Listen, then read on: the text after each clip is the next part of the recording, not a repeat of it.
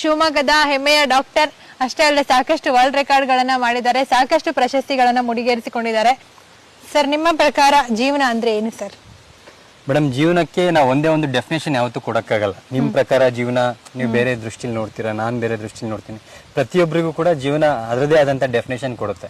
But most of the time ಜೀವನ ಏನು ಅಂದರೆ, ನಾನು ಯೂಶಲಿ ಎಲ್ಲ ಕಡೆ ಹೇಳೋದು, ಜೀವನ ಒಂದು ಸಮುದ್ರ ಇದ್ದ ಹಾಗೆ. ಸೊ ಈ ಸಮುದ್ರಕ್ಕೆ ಕೆಲವೊಬ್ರು ಏನು ಮಾಡ್ತಾರೆ, ಬಂದು ತಮ್ಮ ಕಾಲನ್ನ ಒದ್ದೆ ಮಾಡಿಕೊಂಡು ಸನ್ಸೆಟ್ಟನ್ನು ನೋಡಿಕೊಂಡು ಅಲ್ಲಿರುವಂಥ ತಿಂಡಿ ತಿನಿಸುಗಳನ್ನ ತಿನ್ಕೊಂಡು ಹೋಗ್ಬಿಡ್ತಾರೆ.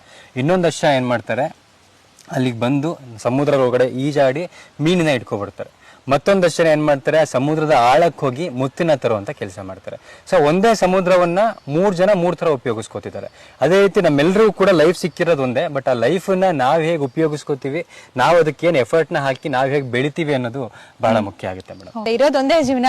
ಸೊ ನಮ್ ಜೀವನ ನಮ್ ಕೈನಲ್ಲೇ ಇರುತ್ತೆ. ನಮ್ಗೆ ಇಷ್ಟ ಬಂದಿರೋ ಹಾಗೆ, ನಮ್ಗೆ ಏನ್ ಕೆಲಸ ತೃಪ್ತಿ ಇದೆಯೋ ಆ ಒಂದು ಕೆಲಸವನ್ನ ಮಾಡ್ತಾ ಒಂದು ಸಾರ್ಥಕತೆಯನ್ನ ಪಡಿಬೇಕು ಅಂತ ಹೇಳಿ. ಜೀವನದಲ್ಲಿ ಯಾವತ್ತು ನಾವು ಒಂದು ಸೂರ್ಯನ್ ತರ ಇರ್ಬೇಕಂತೆ.